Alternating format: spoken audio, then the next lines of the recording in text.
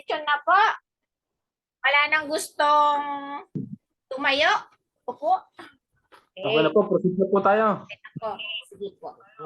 Request po Sige na na po. si Sir John Paul Ruiz para po sa ating prayer. Sige po, tayo po yung manalangin, mga kapatid. Dakila po namin Diyos, sama naming banal sa hapong ito. Kami po ay mag-aaral ng inyong salita. Nawa Panginoon sa aming pong pag-aaralan, may kaugnayan sa magiging leader at magiging chaplain. Nawa Panginoon, kami po ay mahubog at maging malakas ang aming pananampalataya at talong higit, maging halimbawa kami sa iba. Tulungan niyo po kami, Panginoon. Gamitin niyo po si Ma'am Carmelita. Nawa Panginoon, ang banal na espiritu ang sumakanya upang sa bawat bigkas ng kanyang sasabihin ay ikaw maitaas, hindi ang kanyang sarili. Patamayan niyo po kami, Panginoon, sa oras na ito. Nawa ang pagkapala ng langit ang sumagana. In Jesus' name we pray. Amen. Amen. Thank you po. Pastor po ba si Sir John? Pastor po kayo? Hindi po, hindi po. LE po, LE. LE. Kaya pala. Parang pastor. Thank you po. Sorry po. Minsan po kasi hindi ko alam kung anong i-address ko kasi hindi ko naman talaga kilala. Kung pastor, kung ano po yung profession. Dati po nag-aaral ng pastor, hindi na natuloy. Opo. Dito po matutuloy po yung inyong pangarap sa LIMS. Okay po. Yung pong mga nag-submit po ng mga quiz na hindi ko pa po binubuksan, hindi ko pa po kasi talaga na binubuksan kasi malilito po ako pag-check. Medyo ano po kasi, medyo nagbiyahe po ako. Napabiyahe nang wala sa oras. Then pag bumibiyahe po kasi ako, humihina yung katawan ko. Alam nyo na yon. May ginagawa ako sa daan. Papunta at pabalik ba naman? Sino ba naman di manghina? So, last meeting po, we talked about commitments. Nasa commitment pa lang po tayo, lesson 4. And what is commitment? Sabi, commitment is dedication to a particular organization, cause or belief, and willingness to get involved. May commitment to work tayo is a level of enthusiasm an employee has towards her assigned task at workplace. It is a feeling of responsibility that a person has towards the goals, mission, vision of the organizations he or she is associated. Pagka may commitment, ang usually, ang ano niyan, ang may productivity. Sabi, productivity is never an accident. It is always the result of a commitment to excellent intelligence, planning, and focus effort.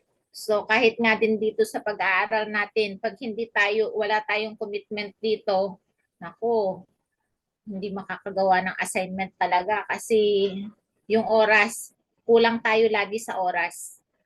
Lalo po sa mga nag-work.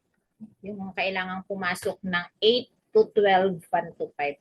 So, types of commitment. Natapos po natin ang continuance commitment, ang normative at affective commitment, nakalahati po natin. Pag sinabing continuance commitment, basta lagi yung alalahanin, it is na yung employee ay napi-feel niya na it is difficult to leave their organization. Tapos it is afraid to leave their job. May feeling po siya na leaving the organization will greatly impact their life. Then may feels staying in their job is necessary and feels like they have little alternative outside of the job.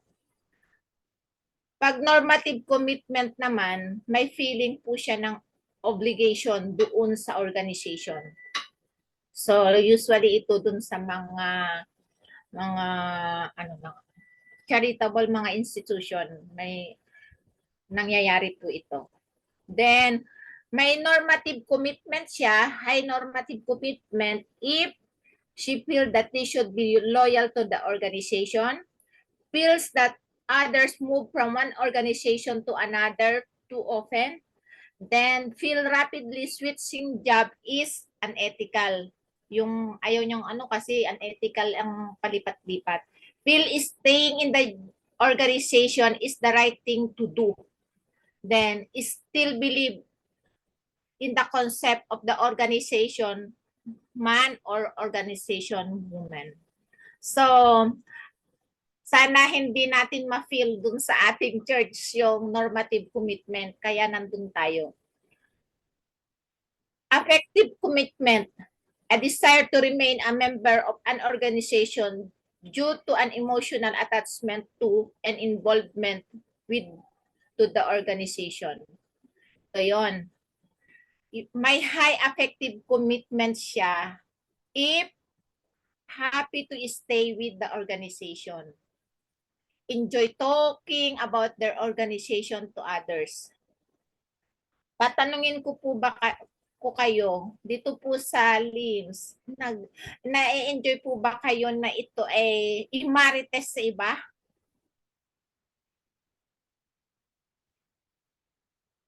Feel meron po bang nakaka-feel na nai-enjoy niya na ito ay ipagsabi na minsan gamitin na natin yung term na ipagyabang sa iba.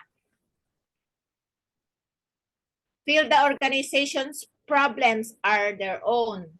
High affective commitment kapag ganon.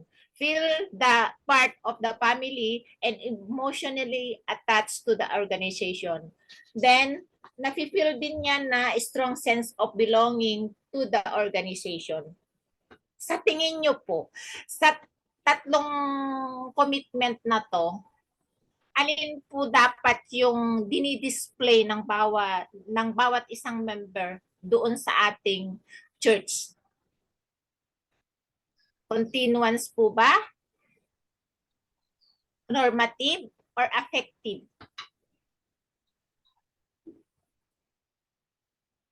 Normative po, ma'am.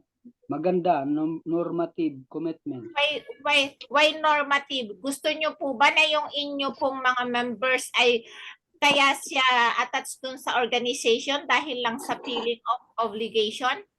Na sumimba, makipag-participate, maging active? O Opo. mas maganda po kaya na affective? Sabi sa affective, ang commitment niya happy to stay. Then enjoy talking about the organization. Feel the organization's problems are their own. So kung problema na rin niya yung problema ng organization, malamang makikisangkot siya sa magiging solution. Alin po dito sa tatlong ito ang mas yung total members involvement o yung God's mission is my mission? Sa tatlo. Continuance, normative, Yung or ikatatlo po, ma'am. Affected, ma'am. Affective sir? po, ma'am. Affective. Ikatatlo, affective. Okay. Affective commitment. Kita-kita po natin dito sa mga naka-itemize na mas yung dapat i-display ng every member of our church yung affective commitment. Magiging happy siya. Kung happy siya sa organization, yung napag-aralan natin nung ang Lunes, yung hindi siya magkakaroon ng spiritual burnout, hindi siya lalabas. So, a-attend siya ng midweek, vesper, yung mga program sa mga pagsamba. So, then, enjoy talking about their organization, mag-e-enjoy siya na sabihin hindi niya ikakahiya. Di ba parang yun yung lesson natin ng buong quarter? Nakakatuwa nga yung quarterly lesson natin. Ano po yung quarterly lesson natin? Ano po yun? In total. yung itong lesson natin ngayong buong quarter, last quarter.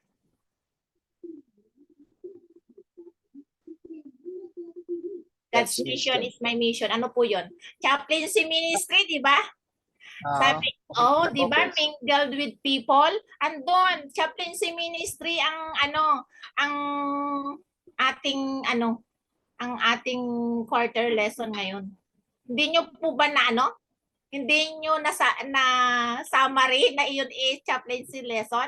Lahat ng pinag-uusapan dito, doon it talks about yung Christ method in reaching people. So, meron pa po, pera po yung tatlo, pero po itong tatlo na to, types of commitment, mayroon pong dinagdag na si Doc Delphine na calculative commitment. It is reflects nasa din to, ginugel ko to, wala sa textbook, merong calculative commitment, kaya siguro dinagdag po ito ni Doc Delphine. Reflects a relationship that is largely based on an exchange between the employee and the organization's members develop commitment to the organization because they see it as beneficial regarding costs and rewards.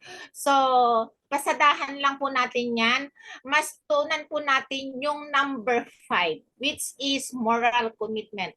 Moral commitment is a form of commitment in which a person feels tied to a relationship because of a sense of moral or ethical obligation or duty. Mostly saan po nakapaloob ang moral commitment? Sabi tied to a relationship because of a sense of moral or ethical obligation or duty. Anyone? Any wild idea?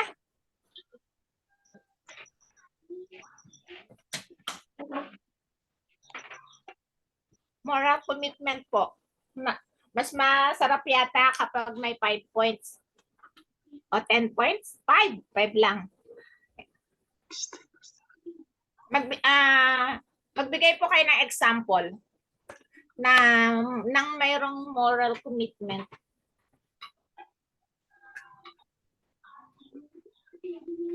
Kid. Wala rito yung inaanak ko nang maingay. Sir Kid po. Ito po sabi po. Ma'am, sa kasal, ma'am. Hello po.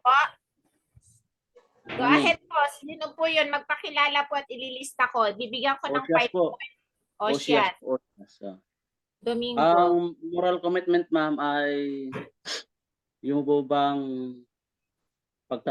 may pagtatalaga ka na handa mong sacrifice yung sarili mo ala-ala po sa kanyang kinabukasan.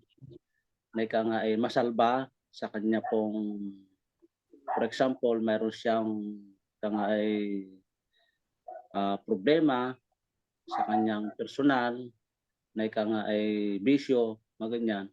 Ito po ay handa po natin siyang matulungan sa kanya pong problemang ito, sa kanyang pangkasalukuyan. Yun lang po, So, ma'am. usually, saan po ito? Commitment saan po ito? Commitment Anong po halimbawa? for assisting po sa kanya, alam mo, para sa may build mo yung magandang relationship sa kanya, at may balik po yung relationship din niya sa Panginoon, na ito ay handa ho natin, sacrifice din po yung sarili natin. Mayroon tayong marubdob na pagtatalaga na gawin ito para sa kanya pong pagsalba, sa kanya pong spiritual aspect of life.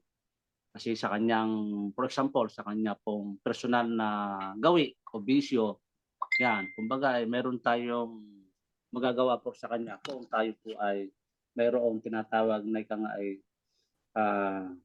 handang italaga ang buhay natin para tulungan siya. Doon po. Sino pa po? Problema na yan. Ma'am De Diyos po. O, sige, ma'am. Sa kasal, ma'am. Okay, Sa kasal, ma'am. Ano pa sa pagitan ng parents and children? Ako po, Sa ma'am. Sa mag-asawa? Yes, ma'am. Sa mag-asawa. Tapos, relationship between parents and children. Paki-elaborate po. Di po ba sa mag-asawa, yung moral based sa batas. So moral commitment dahil nakatied siya o may tali sila ng kanilang commitment na pinagtibay pa na kontrata. Then yung sa pagitan naman po ng magulang at sa anak, though walang kontrata, ay hindi, meron pa rin birth certificate, o hindi pala kontrata yon. Pero meron kang moral obligation, kaya ang commitment mo, susuportahan mo yung bata, yung anak mo, hanggang sa kaya mong ibigay bilang magulang. Okay. Ilang points po ang gusto nyo? 5 o 10? Hello, ma'am. So, Ako, nabahala ma'am. Eh, Ako ano po, lang po, ma'am. si ma'am po, si ma'am Maria po muna. Ilang points po yung gusto nyo? 5 o 10? ma'am, yung may justice, bahala ka na, ma'am. Ay, hindi. Magsabi Pwede, po ma'am. kayo. Pwede Try, ko ma'am. 10 po, 10? O sige, bigyan ko po Yes, ma'am. ito ng Minsan 10. lang naman Sabihin doon. nyo po kasi may option po akong sinabi. Ay, Ma'am, ako po, ma'am. Thank you. Try, ma'am. Ma'am, try ako, ma'am. Glenn. Ma'am, Sige, ako sir. try ako, ma'am. Sige po. Sir Glenn. Si Sir Glenn. Tapos yung sumunod po kanina. Wilkins. Opo, Sir Wilkins. Ako po si Elder Glenn Lumactod, elder ng Toribio Church, Pasunangka, Zamboanga City. Moral commitment. Katulad sa akin, ma'am, is ipudi ako sa publishing. So ang moral commitment ko is sa Panginoon, sa publishing. Form of commitment which a person feel tied. Kaya sir, mag-work talaga ako araw-araw. I-train ko yung mga LE ko, tapos kung matrain ko na sila, maging which a person feels. So, meron kaming relationship sa sense of moral, kung anong natanggap ko na mga allowances, yung tinitrain ko na LA, by mga magtagal-tagal, by month, by year, so yung na-achieve ko, ma-achieve nila rin.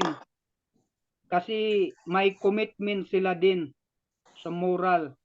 Tapos kung mag-credential sila, so mayroon silang mga bonuses, allowances. So i-train ko sila. Bali yung commitment ko sa Panginoon at saka sa kanila, yung mga LA. So kung anong natanggap ko, matanggap din nila kung mag-work talaga sila, yung tinitrain ko sila. Yun po, ma'am, sa akin, yung obligasyon or Amen. duty ethical. Pwede po bang ikaw na lang ang leader ko? Masarap pa palang maging leader. Ilang points po ang gusto nyong ibigay ko sa inyo? Ikaw lang ang bahala po, ma'am. Ay, Kung hindi pwede, po, wala 10, po. okay lang. 10. O, 10, Opo. 10. Sige po, 10 points. Si Sir Wilkins Kung po. meron 20, parang 20. 20. O sige po, 20. Kasi Ay, salamat po, ma'am. Salamat. Kasi magaling ka po palang leader ng LE. Sana ikaw ang naging leader ko. Sana kung dito ka. Opo nga. Si Sir Wilkins po. Okay, very simple lang ito sa akin kasi very simple, kahit 15 points. 15 points na agad. Di pa nagsasalita. Sige po, ibibigay ko po. Okay, sa akin ma'am, sa moral commitment, ito yung feeling of an individual or feeling that one is morally obligated to continue a relationship whether one really wants to or not. Yun po yung pagkakaano ko sa moral commitment. Yan lang po. Very short. Okay, sir, kasi masyado na rin mabilis ang oras. Ito po yung tanong. Pwede nyo na lang po, ipa-assignment ko na lang po to, paki-screenshots po. Do workaholics consider to have a high commitment to the organization? Do workaholics consider to have a high commitment to the organization? Paki-screenshot na po, assignment. Assignment na lang, ayaw ko na ipapadiscuss ko sana dito kaso mabilis po ang oras. Then, do the feeling of favoritism in the organization affect your work behavior in terms of commitment? Pwedeng how, pwedeng why. Kahit isa lang po ang sagutin nyo dyan, yung how lang o kaya yung why. Pwede rin na sagutin nyo lahat. Okay na po, na-screenshot na po yon. Assignment na lang po. O kaya sit work na mamaya na po i-submit. Hindi po Ma'am, ngayon. pangalawa na to. Ma'am, pabalik po yung yung first question. Sige po, bilisan lang po natin. First, paki-screenshot na po. Second, paki-screenshot na po para makamove po tayo. Sorry, ma'am. Yung una pala, nawala pala yun. Sige Yung po, second balik na pala. lang po tayo mamaya. Transformational leadership and follower satisfaction. Transformational leaders have more satisfied followers than non-transformational leaders. Bakit daw po kaya?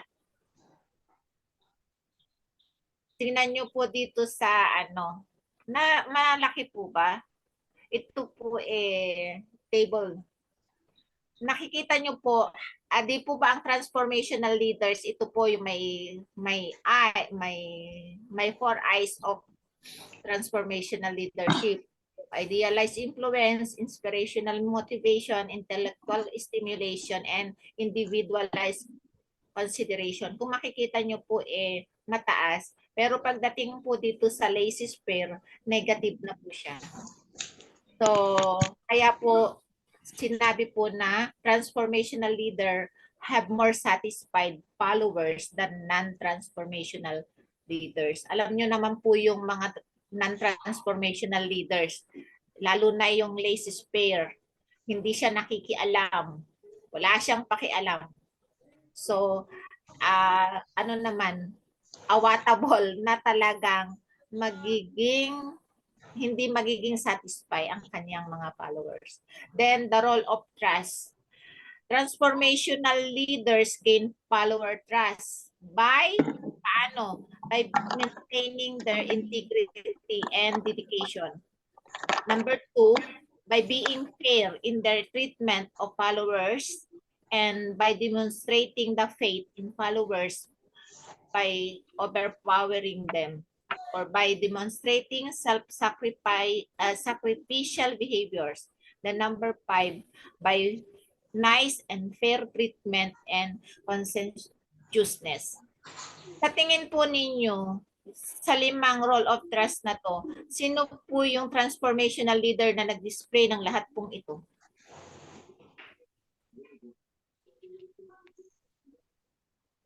Yung kaya niyang ibigay ng lahat ng ito na transformational leader na to, sino po siya?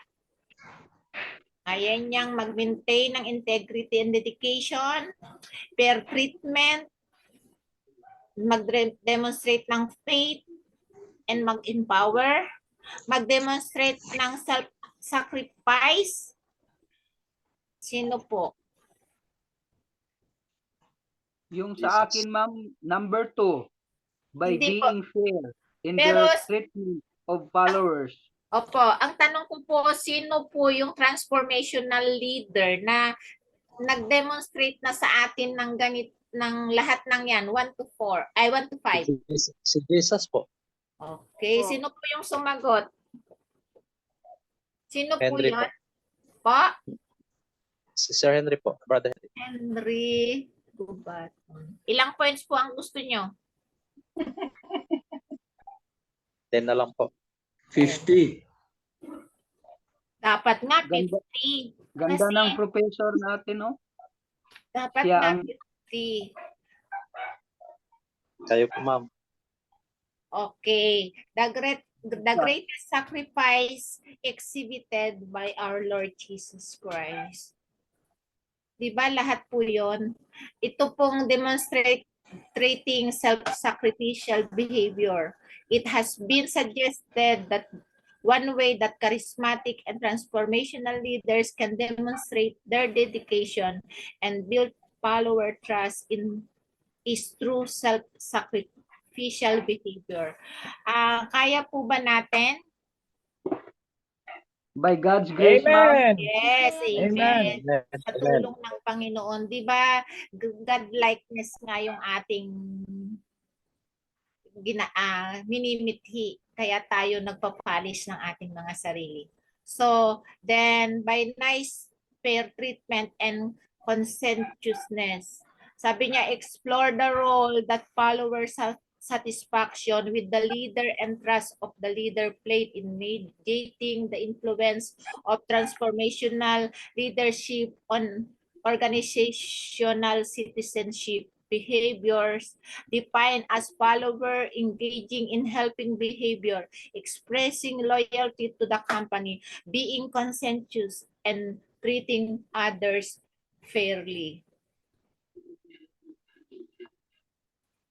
So, agree na po ba kayo na yung lesson natin ngayong quarter chaplaincy ministry? Yes, And- ma'am. Yes. Yes. Hindi nyo lang nakita kaagad ano po. Chaplaincy ministry pala yon. So, yung chaplaincy ministry natin, pwede nyo ipasok kapag nagle-lesson. Pwede kayong mag-advertisement. The role of empowerment and efficacy. Follower satisfaction and commitment can be the result of transformational leaders empowering followers.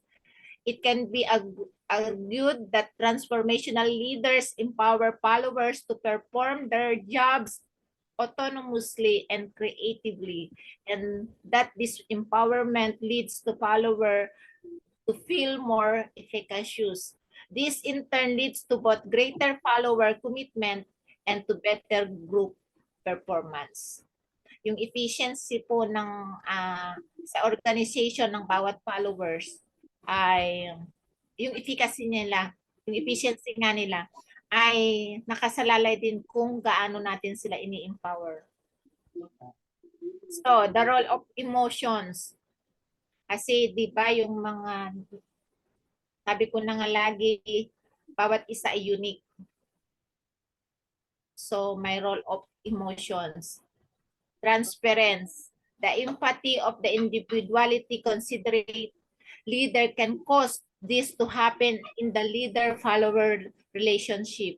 As a consequence, some psychodynamic transference may result, which in turn promotes the follower's attachment to the individually considerate leader and the leader's organizational interest. Sino po yung mga LE leader dito? Si Sir Glenn. Osyas po. Sa tingin ko talaga, considerate po kayo. Ano po? So, may transference po kayo. Role ng emotion. May totoo po ba na considerate po kayo? Kung considerate po kasi ang magiging magkakaroon ng magandang leader and follower relationship. Pero minsan, yung magiging considerate, inaabuso rin po yan. Tama po ba? Nangyayari? Pwede rin. Madalas. Madalas. Akala ko nangyayari lang. May madalas pa po pala. So, kailangan talaga balance din po. Hindi rin naman pwedeng considerate ka na lang parate. Perceive leader competence. Obedience and allegiance to the transformational leader are seen by followers as ways to ensure their own competence. Leaders communicate high expectation of and confidence in followers. Followers are moved to fulfill the leader's prophecies of confidence in them. The followers accept the leader's goal and believe they can contribute to reaching the goals. Their motivation to achieve the goal is arose. So, ano po, anong kailangan din talaga ng, ano po, ano yan? Yung leader po talaga, kailangan ma-communicate niya yung ano, expectation niya at Yung mag-build mga siya ng confidence sa followers niya. Opo. Hindi naman ang tamad naman, di naman sumusunod. Minsan ang dahilan hindi naisabi yung tamang instruction. Kaya hindi niya magawa. So, parang ako minsan nagagawa ko din 'yun. Kasi kaya ko naman ginagawa na hindi ko binibigay yung instruction na maayos. Gusto ko kasi sana yung staff ko dito mag-ano din, yung mag-initiative din, magpusang palo, yung mga ganon. Kaya lang kung hindi, nasa leader pa rin. Kasi hindi mo ibinigay yung tamang instruction. Bro, morning. So, Yes, basta. sa transparency naman po, the empathy, bakit na doble? Ako pala. Itaas. Disinhibition in the followers may occur when they endow the leader with charisma and become emotionally aroused. In their excitation by the leader, their judgment may be restricted and their inhibition reduced. The sense of reality of the charismatic leader and their follower are inordinately affected by psychodynamic mechanisms such as projection, repression, and disassociation. Pwede po bang paki-explain yung pagkaunawa niyo po dito sa disinhibition? Sino pong magte-try? Galante ako ngayon sa points. Disinhibit. From the word disinhibit. O inhibit.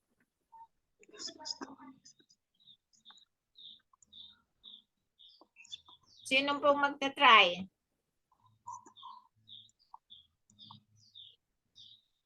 Four minutes. 4 minutes na po. O i-wave nyo po. Ayaw nyo nung points. Ano tanong, ma'am? Pa-explain nga po yung disinhibition.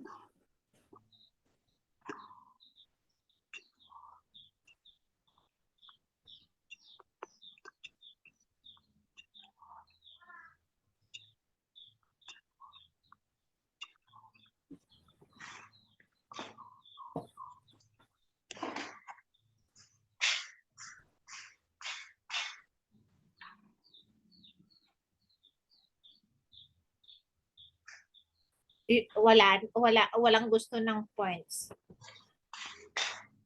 Sabi niya, ito po yung pag-aaral ni Dasboro and Ashkenazi noong 2002 assert that leadership is intrinsically an emotional process in which leaders display emotions to evoke emotional reaction in followers.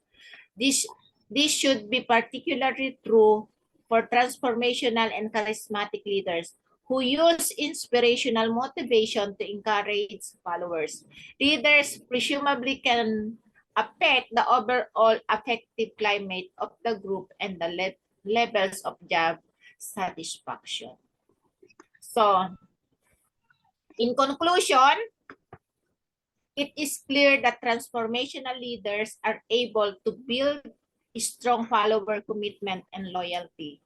Building on follower trust and promoting followers' self-esteem and self-efficacy create more satisfied followers generally, and followers who are most satisfied with the quality of their leadership than the followers of non-transformational leaders. So, may inutang sa atin po kanina, di ba?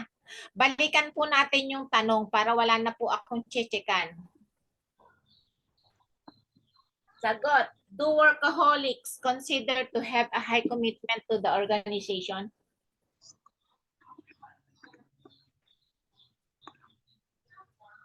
Mas mataas ang points ngayon kaysa yung isa-submit nyo sa akin.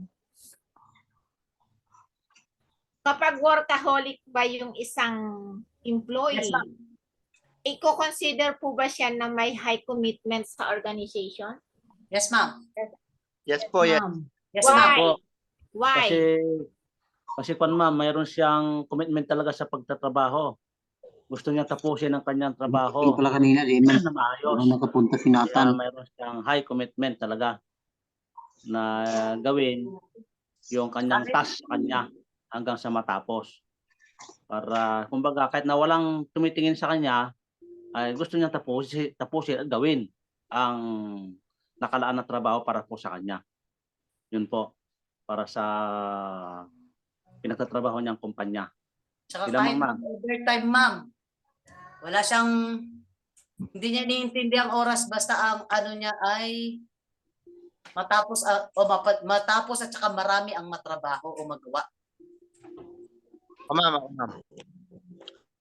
Sa akin po, ang workaholic po ay yung high recommended po siya ng kumpanya dahil siya po ay gumagawa ng hindi inutusan. Workaholic po.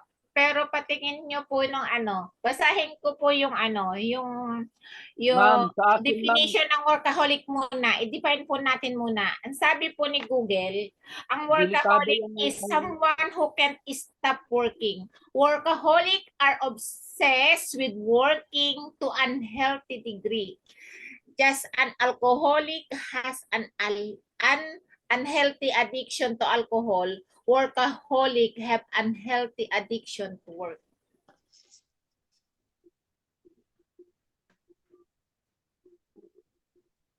So, Vice versa, ma'am, kasi meron pong workaholic na dahil talagang gusto niya matapos yung trabaho niya, yung isa naman ay psychosocial problem na talagang gusto lang may ginagawa, ayaw niya natetenga.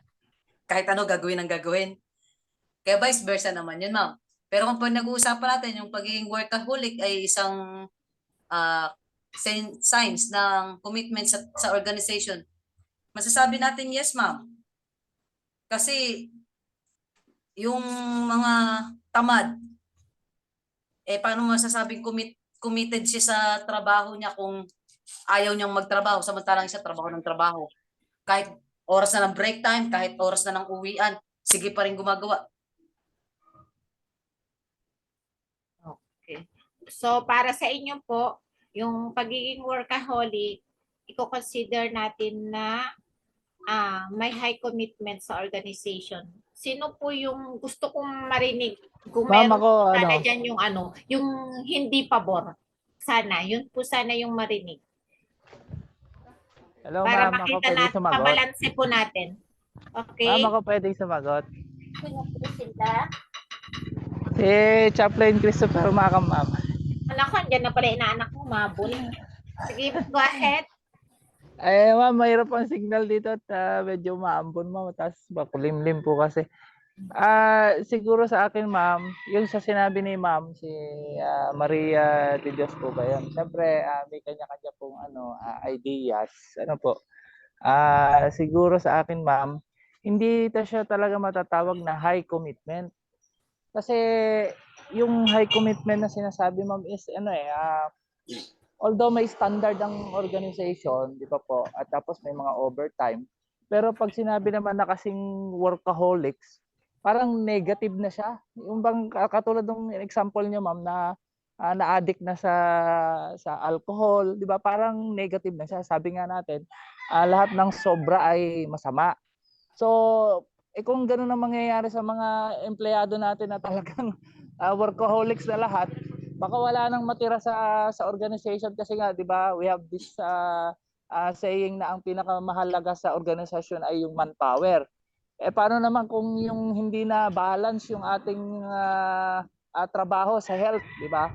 Ayun sinasabi ni Ma'am na kahit na break time trabaho pa rin ang trabaho. So hindi siguro Ma'am masasabing high commitment. Pero in some case siguro Ma'am, yung sinasabi na may overtime, tapos siguro kung meron kang free time sa trabaho at okay namang gawin yung mga dapat mong gawin, pwede. Pero yung talagang workaholics, as in talagang parang ano ka naman parang addict ka naman sa trabaho mo, hindi ka na humihinto. As in yung health mo po ay napapabayaan na rin, yung pagkain mo, oras ng pagkain ay hindi ka na kumakain. So parang hindi po hindi po advisable naman sa isang empleyado tapos i-consider natin na meron siyang high commitment. So yun lang Ma'am yung akin yung parang ideas lang po. Isa na lang po. Tapos yung isa na lang ang magiging assignment. Isa na lang po. Sino pong gustong ano ko na, record ko na pala. Sino pa po?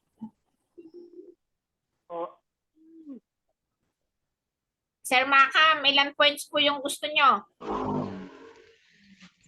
Ma'am, malapit na birthday ko Kaya 20 na lang Ma'am, December 20. Okay, sige.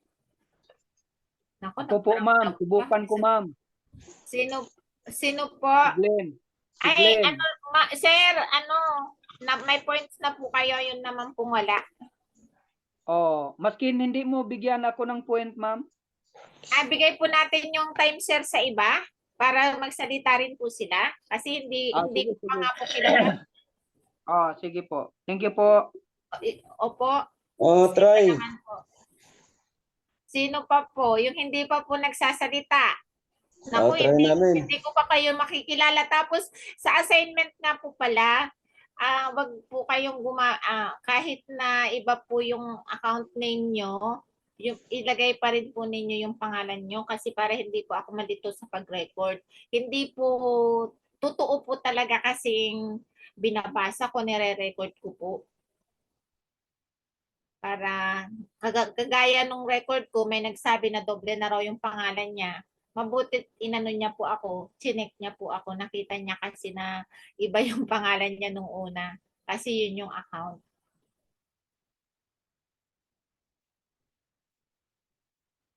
Kasi sa paggawa po ng assignment, saka yung mga nyo dito, yung mga dinadagdag ninyo, dun ko na po inaano kung alin po yung itatapik ko. Kasi kung nakita ninyo, pinulit na po ito, nakailang ulit na po. Kaya lang in-instruct po ni Doc Ray na ulitin para sa mga nahuli.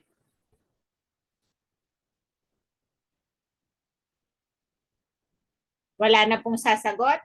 So, yes po ma'am. Pwede pa po. Ay, sige po. First time kong marinig. Pero nagkasubmit po kayo ng assignment. Alam ko po. Sige po, Sir Chopilo. Apo ma'am, para po sa akin ma'am, ang akin pong pagkauna po sa workaholic po na yan. Kasi po ay isa po sa mahalaga po pagka ikaw po ay commitment ka po doon sa iyo pong pinagtatrabahuhan. So ibig sabihin, kung ano lang po yung trabaho na inassign sa iyo, pinagkatiwala sa iyo, so gagawin mo po ng tama ayon po doon sa iyo pong commitment sa iyo pong pinagtatrabahuhan. So ngayon, kung magtatrabaho ka ng sobra doon dahil hindi naman sa iniutos sa iyo, dahil ang gusto mo lang ay parang mapansin ka or makakuha ka ng mataas na grade or halimbawa ma-promote ka, so hindi rin po iyon tinitignan ng mga nakapwesto sa ating pong empleyado na ating pong pinagtatrabahuhan. Which is hindi naman po masama na ikaw ay gumawa ng sobra-sobra. Pero minsan kasi may mga kaisipan na nangyayari, sabi ay ginagawa niya kasi gusto tumaas yung ranggo niya, gusto niyang parang iba sabi sip-sip, ganon. So hindi rin po nakabubuti doon sa isang empleyado. So kinakailangan kung ano po yung pinagkatiwalang trabaho sa iyo, yun po ang iyong pong pagbubutihin na gagawin mo ng tama. Ngayon, pagka nagtrabaho ka naman ng sobra, sa kabilang side naman, pag nagtrabaho ka ng sobra, kahit na break time na, ay gusto mo, matapos mo to, so hindi na rin po makabubuti para po sa isang empleyado na kapag ikaw ay gumawa ka ng sobra doon sa oras na hindi naman akma, maliban na sinabi po kayo na kung halimbawa ito po ay mga overtime, so pwede po yung mga ganun na mas sumobra pa yung oras mo doon sa ipong trabaho. So yun lang po ma'am yung akin pong gusto po maidagdag po dyan sa po workaholic natin pong pinag-uusapan, na kapag ikaw po ay committed ka o may commitment ka dun sa iyong trabaho, so gampanan mo ng tama kung ano po yung trabaho na iyo pong pinagkatiwala sa iyo ng organization kung saan ka man po nagtatrabaho. Salamat po. Thank you po. Ilang points po ang gusto nyong grade ng inyong speech? Joke. Joke lang po yun. Ilan po? Pwede na po masaya. Okay na po sa akin. 10 points po yan kung nasa sa inyo po. Salamat po. 10 points. Ako po yung mag-comment kasi in 20 years in service, workaholics, hindi naman po siya laging negative. Magiging negative po siya kapag usually po kasi kung hindi ko lang alam po kung napapansin nyo po, yung mga workaholics na yan, lagi po yan. Mainit ang ulo niyang mga yan. Kasi gusto nila, yung kasamahan nila maging workaholic din na kagaya nila. Nakapansin na po ba kayo? Yeah po, tama po yan. Tama po. Opo, kasi gusto nila igaya yung sarili nila dun sa iba. So, maganda ang hindi laging maganda ang pagiging workaholic. So, Maganda, ma'am, pero hindi siya Psychological problem po yan, ma'am, yung hindi po workaholic. siya laging maganda. So, kasi, saka din po, yun nga may negative impact siya sa sa health natin.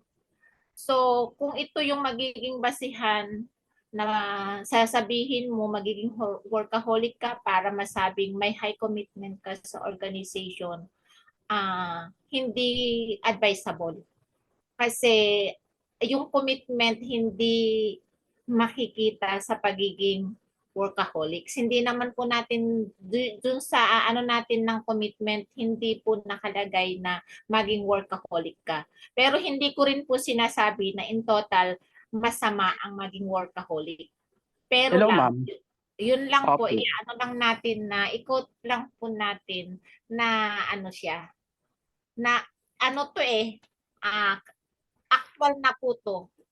Maraming workaholic na mahirap pakisamahan. Mahirap maging boss at mahirap kasama sa trabaho. Kaya po tinanong ko po, kaya po inilagay ko po dito to. Sa atin as transformational leader, hindi naman na po natin siguro kailangan pa na maging workaholics talaga in the negative side ng pagiging workaholics. At saka ma'am, Yun Pwede magbigay ng sample, sandali. Yun lamang po muna at na tayo? pwede Para magdagdag hindi tayo ma'am. mag-exceed ng madami po. Next, na lang po, yung idadagdag nyo po, idagdag nyo na po doon sa inyong isasagot. Wala nang points. Mayroon na rin naman po kayong points, sir. Sino po ang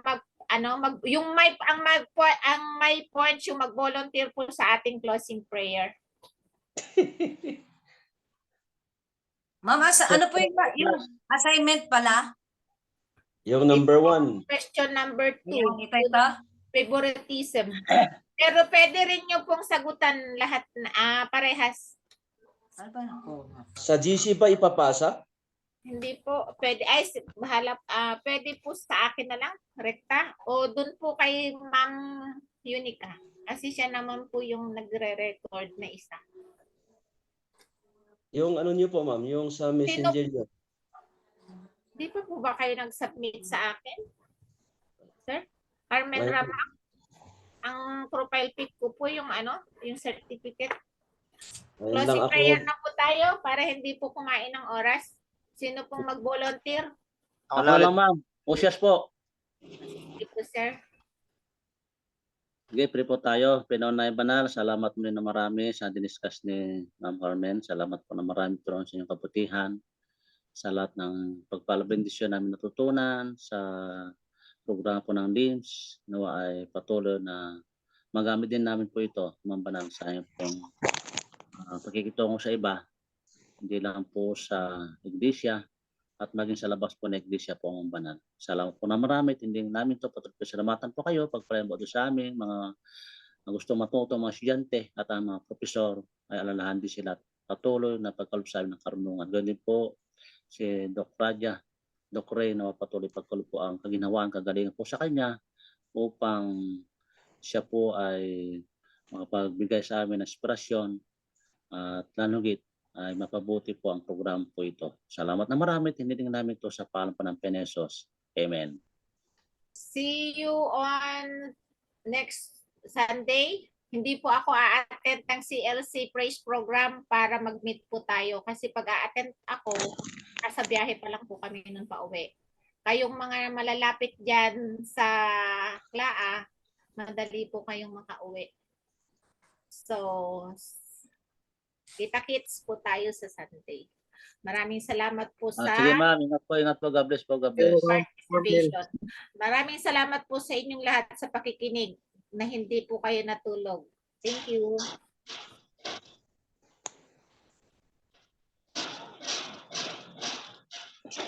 Thank you, Ma'am Carmen. Paging Prof. Joven, pwede po daw ba kayong exchange ni Doc Aris kasi susunduin niya pa yung anak niya sa piano lesson. Are you ready po? No problem, ma'am. Sige po. Okay, thank you po.